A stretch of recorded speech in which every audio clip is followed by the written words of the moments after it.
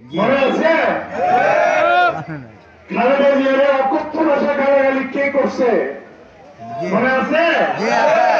হ্যাঁ,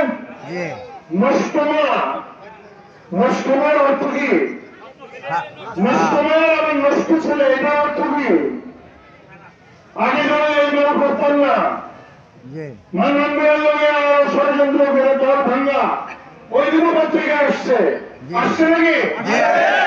দল ভাঙ্গা লোক খালেদা জিয়াকে গালাগালি করা, অকথ্য ভাষায় তার চরিত্র নিয়ে কথা বলা, তারিক জিয়াকে অবৈধ সন্তানের মতো কথা বলা, এর আবার দলের জায়গা হয় কি করে? মূল্যায়ন করে দেখো, এই দল যদি আমাদের করতে হয় তাহলে এদের জবাব দিতে হবে।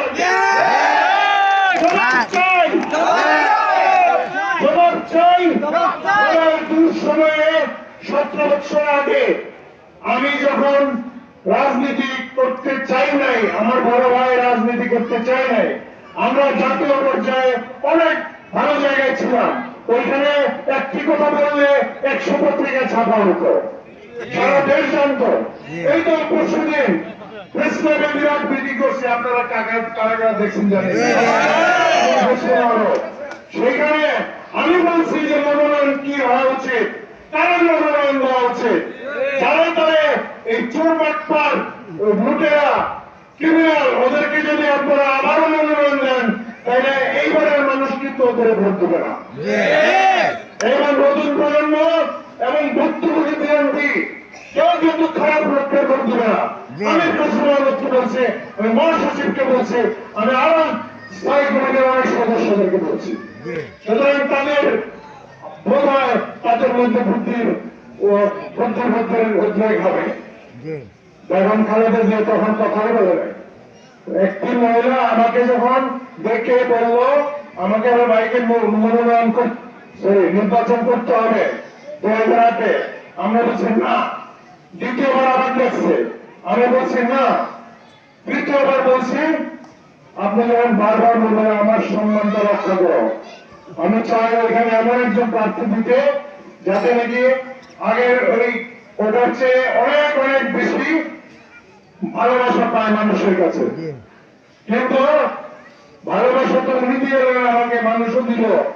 কিন্তু আমাদের কিছু লোক বিভ্রান্ত হয়ে ধানের শীষের লোকেরা যখন নৌকায় ভোট দেয় তখন 20-25 হাজার ভোট এদিক সেদিক হয়ে যেত, তাহলে 82-84-86 ভোট পেয়া আর 10-20 হাজার ভোট পাইলে তো ওইখান থেকে কমতো, আমার বাড়ত, তখনই আমি এমপি হই। কিন্তু এই ব্যাপারে এবারও সতর্ক থাকতে হবে আপনাদেরকে, এবারও সতর্ক থাকতে হবে। বারবার ভুল করলে চলবে না। সেই যে 2008-এর সুযোগ গেল, 10 বছর দল চালাইছি আমি। ম্যাডাম খালেদা জিয়া চালার মাঠে নরসিংদী এবং বিভিন্ন জায়গায় আমার নাম বারবার বলছে। কিন্তু 18 সনে নিলামে বিক্রি হয়েছে, মনোনয়ন নিলামে বিক্রি হয়েছে, ঐক্য জোট বিক্রি করছে।